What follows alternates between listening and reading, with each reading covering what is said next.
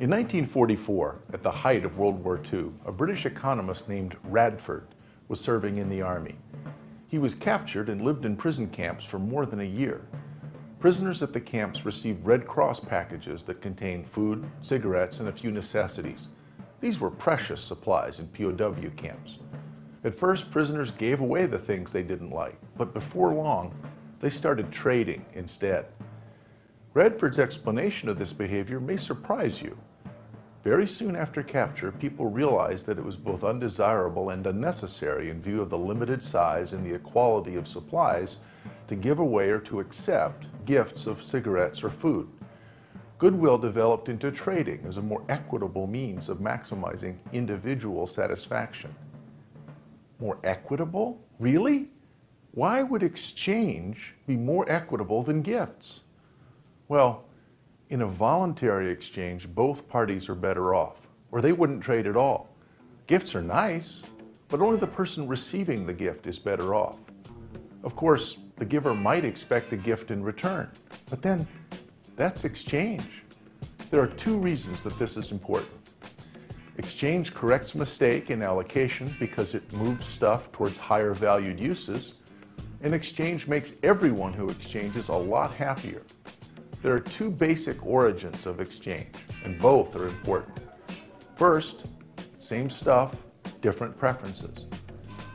Let's say we go on a field trip with box lunches that each contain a sandwich, chips, pickle, and a cookie. I like chips, and you like cookies. I threw in my pickle to get you to agree, and we make the exchange. We're both happier with our lunches, even though we're still dealing with the same amount of food overall. Second, there's same preferences, different stuff. Suppose I have apples and you have oranges. But we both prefer eating fruit salad with the two mixed together. If we exchange, then we can both have fruit salad, and we're both happier with the same amount of fruit. That's remarkable. In a world of scarce resources, each voluntary transaction means that people get happier without any change to the total wealth that was available. That's what makes trade so powerful. What if we have different stuff and different preferences? I do an exercise in class to illustrate this. I give away t-shirts to my students, but I cheat. I make sure almost every one of them ends up with the wrong size. So I ask, are you happy with your t-shirts? Maybe 10% say that they are.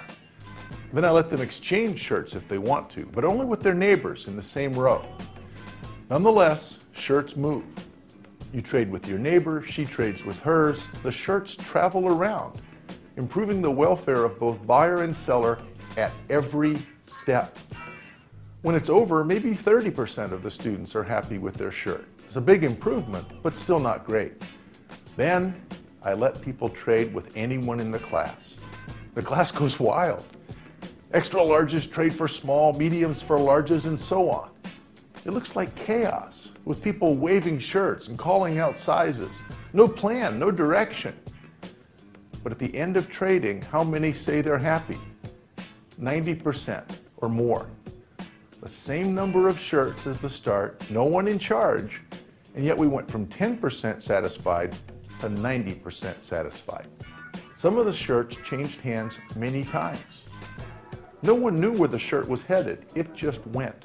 And everyone who exchanged was happier. It seems like magic, but it's just markets.